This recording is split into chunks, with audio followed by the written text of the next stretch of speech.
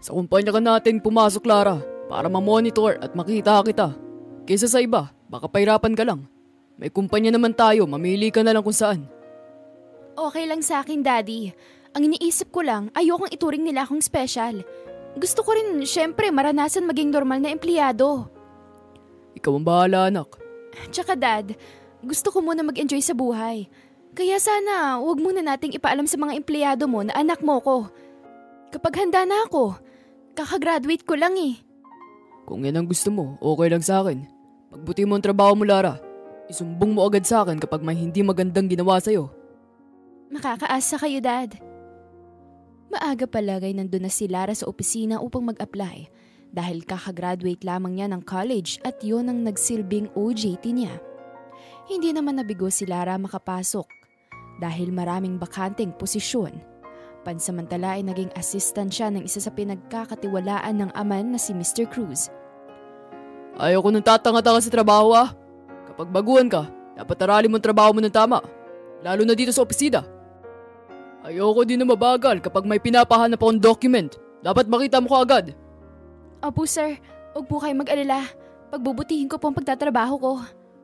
Okay, sige. Goods na yon. Ito ang sikasuy mo. Paghiwalayin mo magkakaibang deal. Sabay abot nito ng mga papeles kay Lara. Sige po, sabi niya sa katinungo ang maliit na table niya. Nung una ay nahihirapan si Lara dahil hindi siya sanay sa ganoon. Pero alam niyang kailangan niyang dumaan sa mababa para makarating sa mataas na pwesto. Yun din ang palaging sinasabi ng ama niya. Para mas ma-feel niya ang pagiging CEO ay dapat dama niya ang hirap. Walang problema kay Lara yun. Naiintindihan niya ang kanyang ama at marami pa siyang dapat na matutunan. Maya-maya lang ay muli siyang tinawag ng manager. Bakit po, sir? Ano tong kapalpakan ng ginagawa mo? Hindi ba't pinapagawa ko to sa'yo? Umawang ang bibig ng dalaga. Nagulat siya sa pagsinghal ng lalaki sa kanya at sa dami ng pinapagawa nito ay nakalimutan na niya ang unang pinagawa sa kanya. Pasensya na po. Sige, go back to work. Nakayukong bumalik sa table niya si Lara. Isang araw ay nasa conference meeting sila. Habang nagdi-discuss ang manager ay may hinihingi itong mga papeles sa kanya para sa presentation nila. Ngunit nagkamali siya ng kanyang pagkakaabot kaya nalaglag yun. Dahil nasa malalim siya na pag-iisip at wala sa focus. Ano ba naman yan, Lara? Hindi na ba mababawasan ng katangahan mo? Sorry sir, nataranta po kasi ako. Dapat janitress o tagalinis ng kubeta ang in-apply mo. Hindi office work. Ang tanga-tanga mo. Inis na bulyaw nito sa kanya. Nakaramdam ng pagkapahiya ang dalaga dahil sa dami ng tao sa conference room. Nagkataong wala doon ang amang nasa ibang bansa dahil marami din itong inaasikasong business nila doon.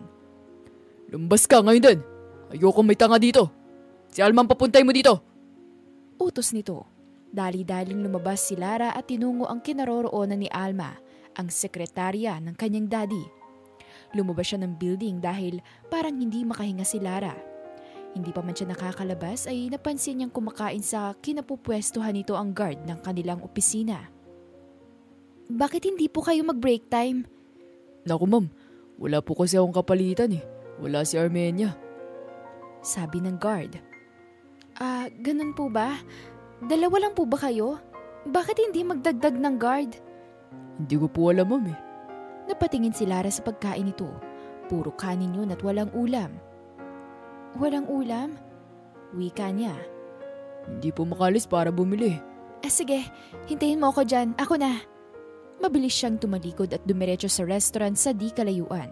May pantry naman sa building ng opisina, ngunit hindi siya doon bumili. Maya-maya pagbalik niya ay may dala na siyang 2 putahe ng ulam at mineral water. Naku, maraming salamat po ma'am. Tuwang-tuwa na saad ng guard. Sige, kumain ka lang.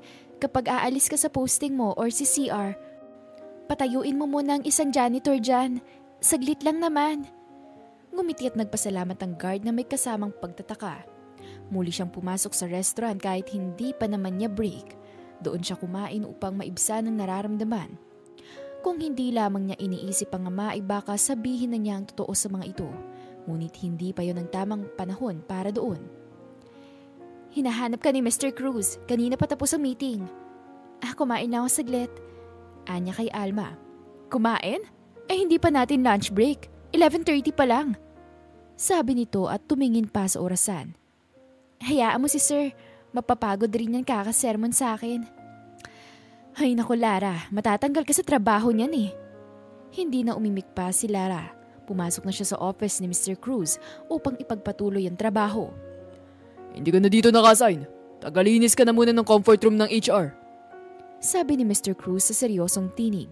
Nagulat si Lara sa narinig at hindi niya akalain na tototohanin nito ang sinabi kanina. Sir?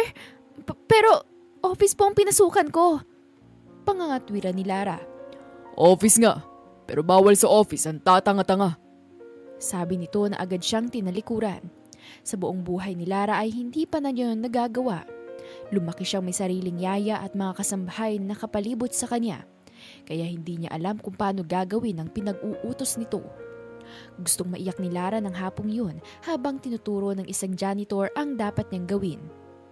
Sige Miss Lara, maiwan na kita. Kaya mo na yan. Masasanay ka rin. Ganyan talaga yan si Mr. Cruz kapag naiinis sa mga baguhan. Lalo na kapag wala si Sir Maynard Martinez. Sige, ako nang bahala dito. Anya kahit hindi malaman kung paano uumpisahan ang bagong trabaho. Huwag kang mag-alala, mga 1 month ka lang naman dyan. Kaya kapag nasa opisina ka na, magpakitang gilas ka para matuwa naman siya sa'yo. Sige, salamat. Ilang araw pa ang lumipas. Kahit nahihirapan sa ginagawa ni Lara ay pinilit niyang magtrabaho ng maayos. Nang matapos siya sa ginawa ng araw na yun, biglang tumawag ang amang kinakamusta siya. Hello, Dad? Okay naman ako. Maayos naman ang trabaho ko. Pagsisinungaling niya sa ama. Hindi pa ako makauwi ng Pilipinas. Baka sa susunod na linggo pa. Gusto sana kitang dalawin dyan eh. Okay lang, Dad. Enjoy ka lang dyan. Kapag natapos tong bagong deal ko dito, uuwi ako dyan para may pakilala na kita sa lahat. Nakakapagod na mamamahala ng napakaraming negosyo. Kaya sa'yo ko na ipapamahala ang nariyan sa Pilipinas at hindi ko na masikaso. Sige po, Dad. Mag-iingat ka po dyan, Dad. Oo siya, sige.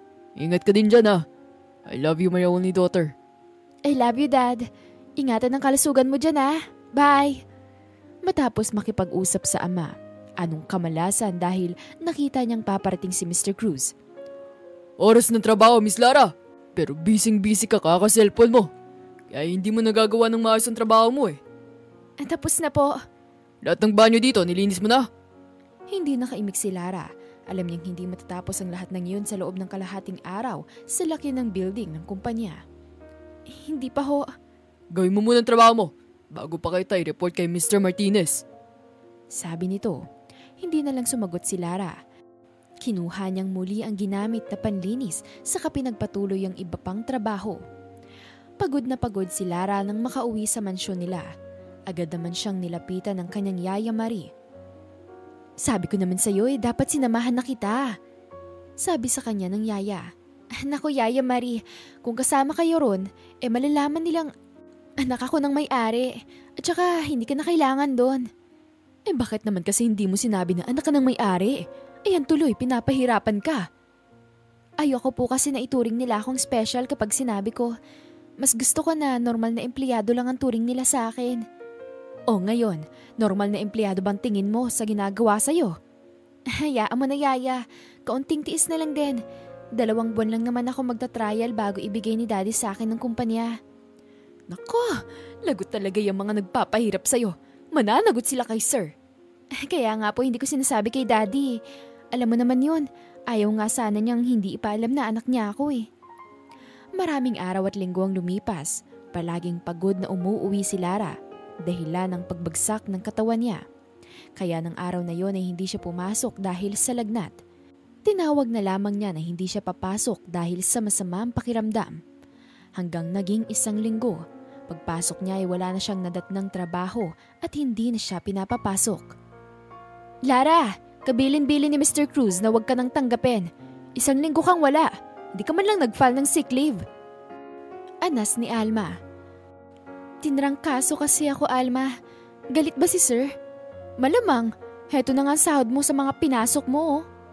Sabi nito sabay abot ng sobre. Biglang nalungkot si Lara. Paano niya yun ipapaliwanag sa ama? "Good morning, Sir Martinez!" Napalingon si Lara, halatang hindi handa.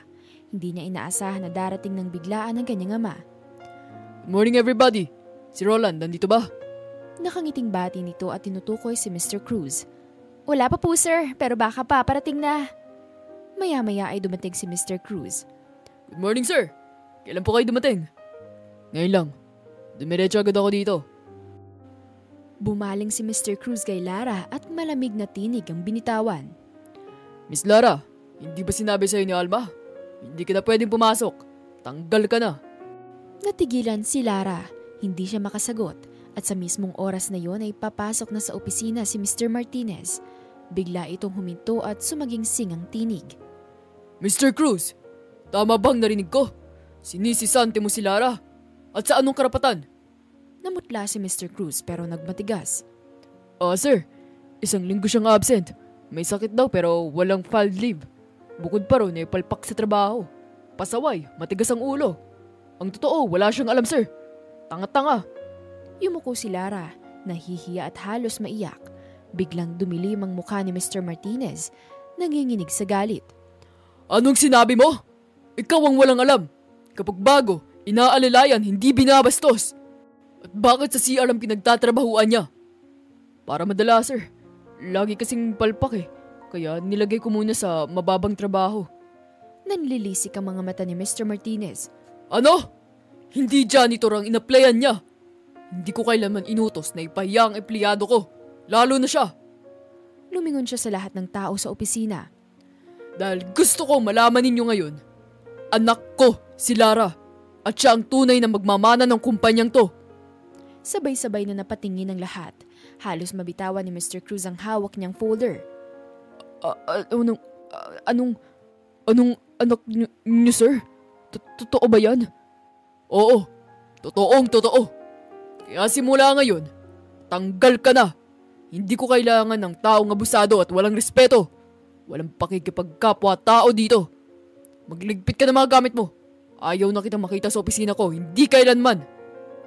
Pero sir, pakiusap. Wala nang pero. Tanggal ka na.